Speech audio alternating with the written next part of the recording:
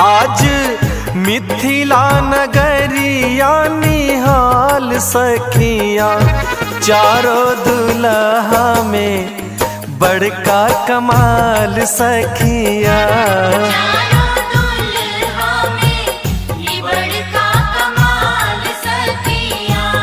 आज मिथिला नगरिया निहाल सखिया, आज मिथिला नगरिया निहाल सखिया, चारों दुल्हा में ई बड़का कमाल सखिया, चारों दुल्हा में ई बड़का कमाल सखिया।